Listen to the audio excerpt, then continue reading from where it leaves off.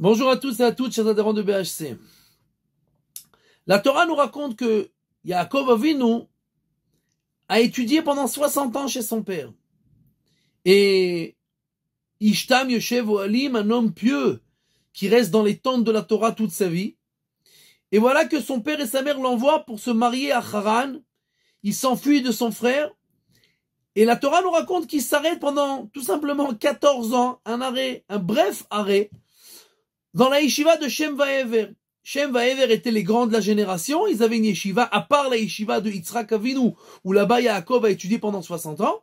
Et il s'arrête sur la route pour un bref arrêt de 14 ans. Et on ne comprend pas. Après que tu as tellement étudié pendant tellement d'années et que tu es maintenant en mission de tes parents pour aller faire quelque chose, tu t'arrêtes tellement de temps. De plus, nos sages nous racontent que toutes les années qui lui ont été comptées, qu'il n'a pas respecté ses parents à l'encontre de Esav, qui lui, pendant toutes ces années qui était resté avec Yitzhak et Rivka, qui les avait respectés. Yaakov n'a pas respecté ses parents pendant cette période-là, mais ces 14 ans ne lui sont pas comptés, puisqu'il est en train d'étudier la Torah. Et on ne comprend pas. Qu'est-ce que Yaakov avait besoin de s'arrêter pendant ces 14 ans-là?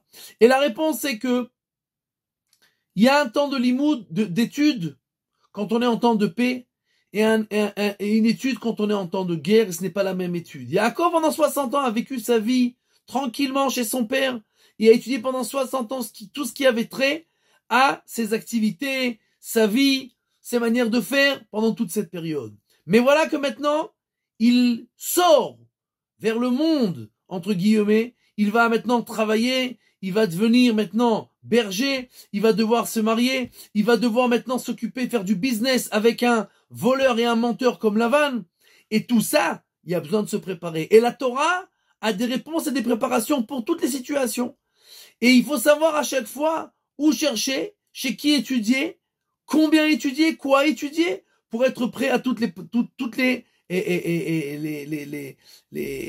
situations et savoir comment y faire face.